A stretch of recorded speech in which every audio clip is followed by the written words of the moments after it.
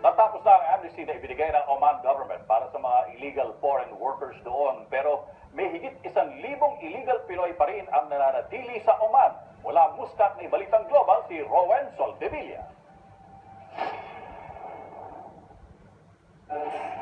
Nag-aalala ang mga opisyal ng Philippine Overseas Labor Office sa 71 Pinoy na nagparehistro sa amnesty pero hindi na nagpakita hanggang sa huling araw ng amnesty noong October 31. Sabi ni Labor Attaché Nasser Mustafa, may 1,400 na mga illegal na Pinoy sa Oman at 335 ang nag-apply ng amnesty pero 244 lamang ang nakauwi. Ibig sabihin, 1,156 pang undocumented Pinoy ang kasalukuyang nasa Oman. We keep on calling them sa mga dokumento nila na naiwan dito, sa mga contact numbers nila dahil nga gusto natin sila ihabol sa deadline. Pero some of them hindi sumasagot. Yung iba naman, sinasabi nila na hindi pa sila, ayaw pa nilang umuwi. Bakit daw po? Ang reason because of work.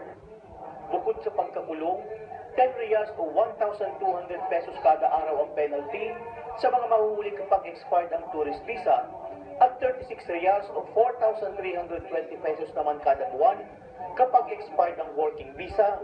Maaari ring makulong ang sino mang nagkakandong o nagbibigay ng trabaho sa mga pasuna ang visa. Kaya naman sinamantalanin ng Noraline Alip at Marian Bangsi ang pagkakataon para makapiling ang kanilang pamilya sa Pilipinas at hindi na magbayad ng penalty.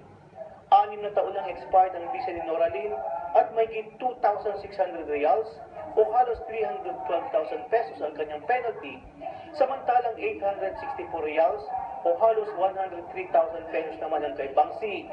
Pero dahil may amnesty, ticket sa eroplano lang ang kanilang ginastos.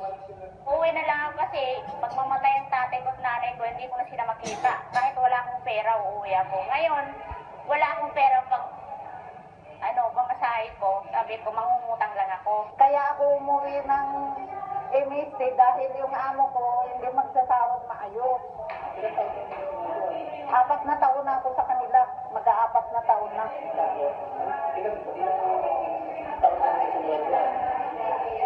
Na 8, pero na ibibigay naman daw nila yun.